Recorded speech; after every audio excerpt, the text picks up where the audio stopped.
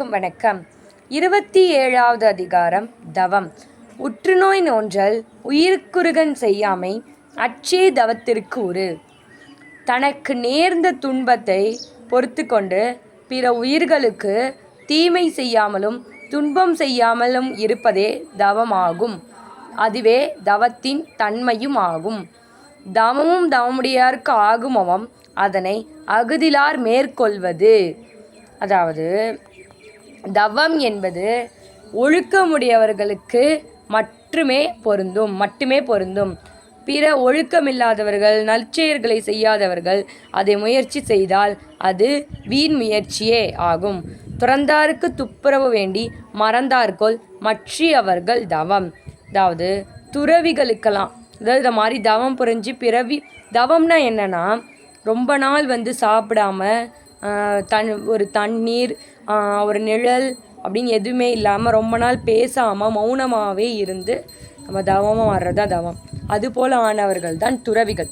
துறவிகளுக்கு வேண்டுவானவற்றை கொடுக்கத்தான் இல்லறத்தார்கள் தவம் செய்ய மறந்தார்கள்னு ஒரு வினாவோட முடிச்சிருக்காங்க. ஒன்னார் திரளும் ஓந்தாரை ஆக்கலும் எண்ணின் தவத்தான் வரும். பகைவரை அடக்கணும் நண்பர்களை முன்னேற்றணும் நினச்சி தவம் செய்தால் அது கண்டிப்பாக நடக்கும். வேண்டியாங்க எய்தலால் செய்தவம் ஈண்டும் முயலப்படும்.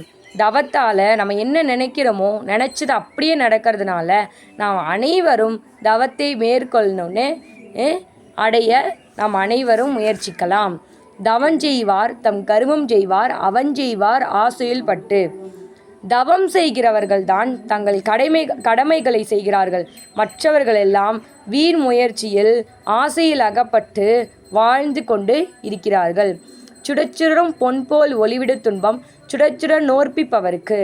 அதாவது ஒரு தீயை காட்டும்போது அங்கே உடனே வெளிச்சம் வந்துடுதுல்ல, அதுபோல் தவம் செய்கிறவர்களுக்கு எவ்வளோதான் துன்பம் வந்தாலும் துன்பம் வருத்த அவர்களுக்கு அறிவு தான் கூடிக்கொண்டே போகும்.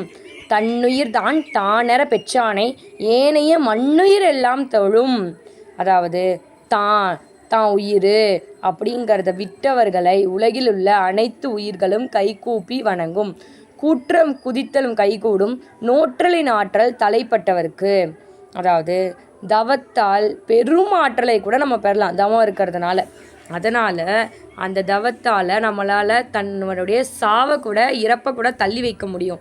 அதனால் தவங்கிறது மிக சக்தி வாய்ந்தது. இளர்பலராகிய காரணம் நோற்பார் சிலர் பலர் நோலாதவர். இந்த உலகத்தில் ஆற்றல் இல்லாதவர் மிகுந்தும் ஆற்றல் உள்ளவருக்கு அது கம்மியாக இருக்கிறதுக்கான காரணம் என்னென்னா தவம் செய்கிறவர்கள் அதிகமாகவும் தவம் செய்யாதவர்கள் கம்மியாகவும் இருக்கிறது தான். Please subscribe and share and like. Please support my channel. நாளைக்கு 28வது அதிகாரத்தில் உள்ள 10 குறள்களையும் அதனுடைய பொருள்களையும் பார்க்கலாம். நன்றி.